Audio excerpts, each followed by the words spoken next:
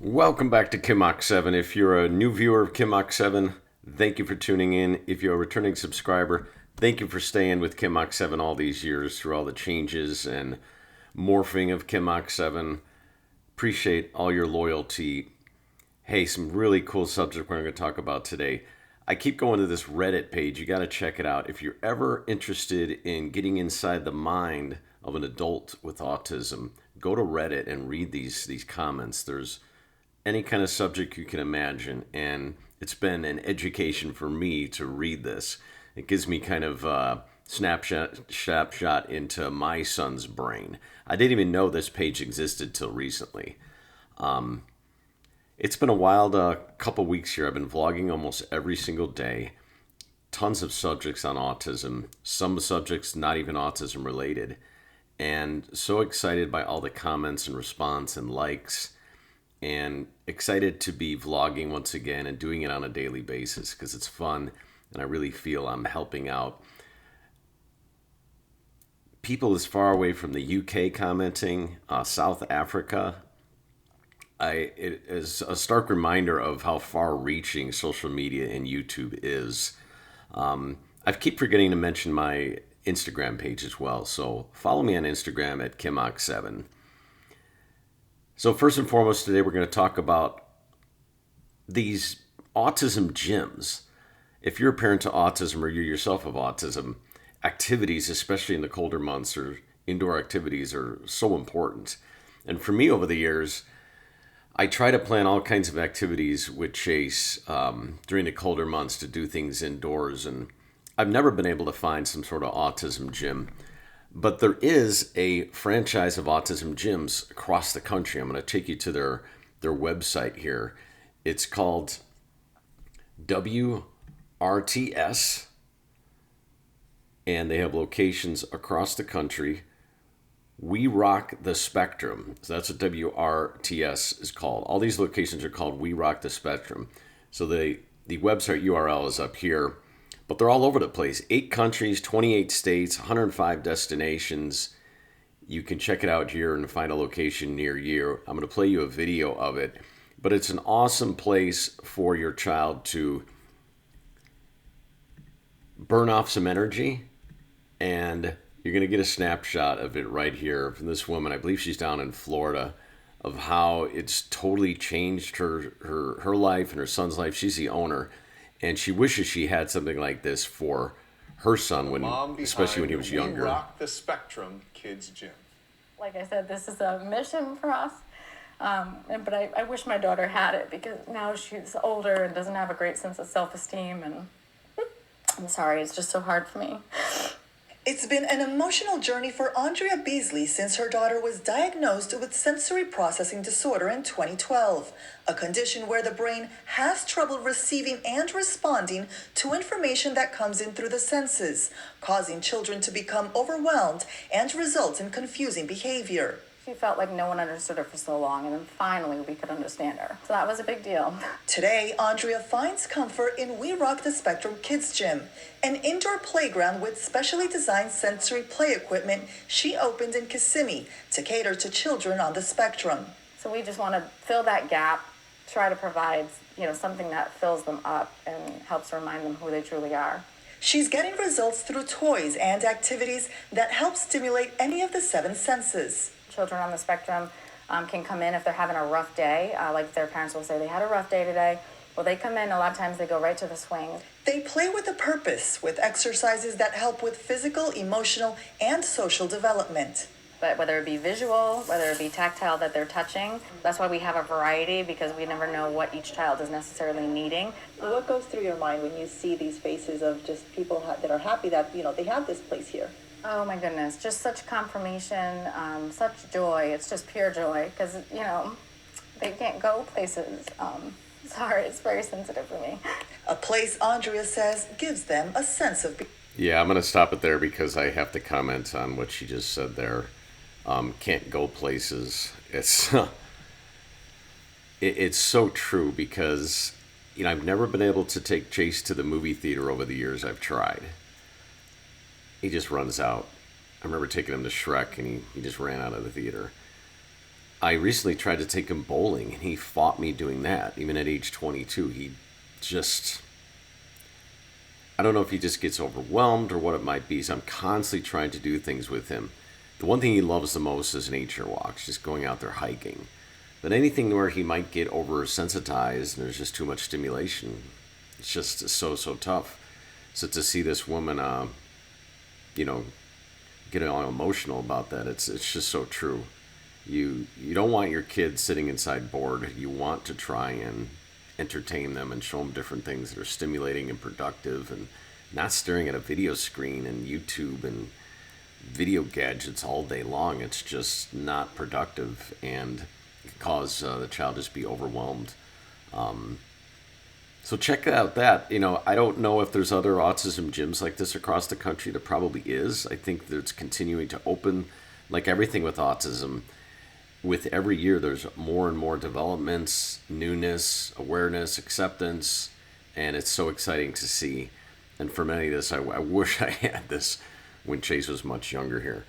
On to another subject here, autism safety. We're going to talk about autism safety because in the news this week, I hate to see stories like this because the two stories in 1 week. The first story is Clearwater, Florida, a police officer comforts a runaway child with autism, a true community champion. A recruit officer with the Clearwater Police Department was patient when he responded to calls of a child with autism who had run away from home. So where was the parents with this? And I'm going to talk about that because there are ways to track your child 24 hours a day with a GPS device. And then right down here, just 2 days ago, Mesa, Arizona family calls for change after a boy with autism did not make it home as scheduled on the school bus. I watched this video. The father is freaking out. The kid did not come home. He doesn't have any GPS tracking device on him. And if you're familiar with AngelSense Autism Tracker, this doesn't need to be happening. They are partners of mine. I am friends with them. I will put a link below. This is not expensive. It's a very simple device that you clip onto your child's clothing or backpack or combination of both, and you could track them on the AngelSense app 24 hours a day. So being on a bus or running away from home, you can't have your child eloping like this. And these stories continue to come out, even though GPS tracking devices are readily available. You should always know where your son or daughter is at all times. These accidents with autism and drowning and getting hit by cars and being abducted. There was an abduction last year in Chicagoland, are just horrible. And if you're a parent of that and it happens to you, you're going to be mortified. It happened to me when Chase was 4. He eloped from the house. We didn't know where he was for about an hour, and it was terrifying. About a half hour. Absolutely terrifying situation. On to my next subject. Look how quickly I'm flying through this stuff. A cool article, I'll put a link down below. Like it says, the mental health experts who believe their autism has turbocharged their work. Therapists, psychologists, and nurses who are autistic say it has made them better at their jobs, but that misconceptions about the condition are forcing them to keep their diagnosis a secret. I'm just going to read these 2 paragraphs here, and then I'll put a link down below for the rest of it if you're interested. Steph Jones jokes that she used to think that she was psychic. The psychotherapist says she often can tell instinctively what a client's issue is before they even sit down. I can say to them, all of a sudden my throat is tightening, or I feel dizzy, or I see a particular image. Does this mean anything to you? She says.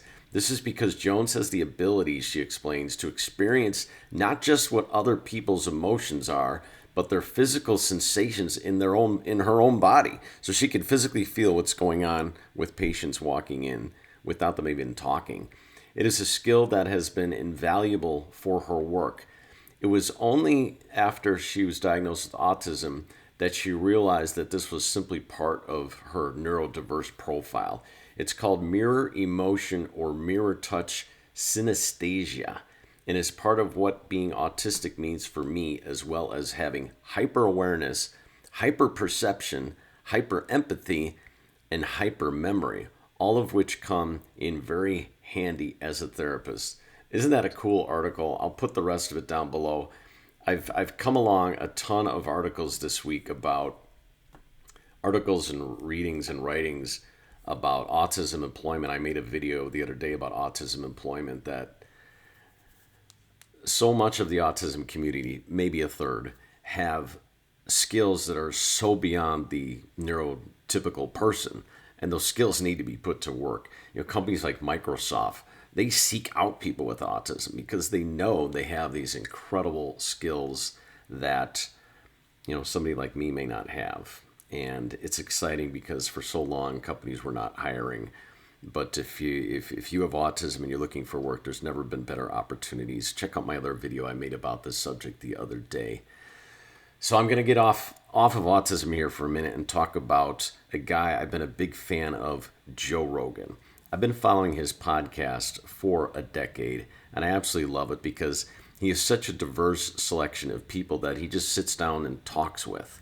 Everything from actors to musicians to activists to scientists to doctors, you name it. And he's funny, he's an actor, he's so intelligent. He's all about health and fitness and sometimes doing things in a non-traditional or unconventional manner. He's a jiu-jitsu expert, MMA fighter, MMA announcer. This guy is multi-talented.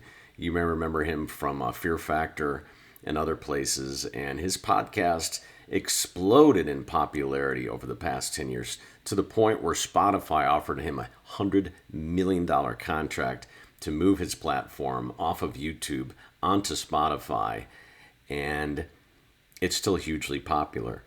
So over the past few months, he's had a couple guests on that are talking about immunizations and the virus out there.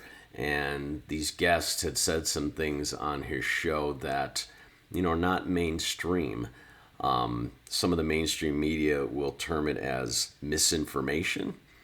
And if you study misinformation and things have gone on during the last couple of years, in January, something could be termed misinformation, and then 9 months later, it's thought of as fact, or it's understood as the norm or as fact.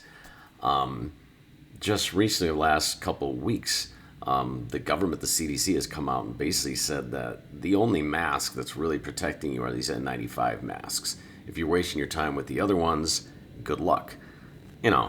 These masks should have been sent out at the beginning of all this. So musician Neil Young, who I absolutely love, he didn't like some of what was on the podcast of Joe Rogan, so he asked his music to be pulled, and Spotify did pull it, and Neil Young got a lot of backlash for that because it's basically asking Joe Rogan to be censored. And it was just in 2016, Neil Young had a tour called the Freedom of Speech Tour. So here he is promoting freedom of speech just a few years ago, and here he is now trying to censor Joe Rogan. And it came back and really bit Neil Young in the butt. It's very embarrassing for himself. And then Spotify is starting to censor some of the previous podcasts. And then there's other groups out there that are trying to peg and label Joe Rogan as racist because he used the N-word in 22 separate podcasts from years ago in a certain context, that he'd be quoting someone or he'd be talking about Red Fox, who used to use the N-word on TV.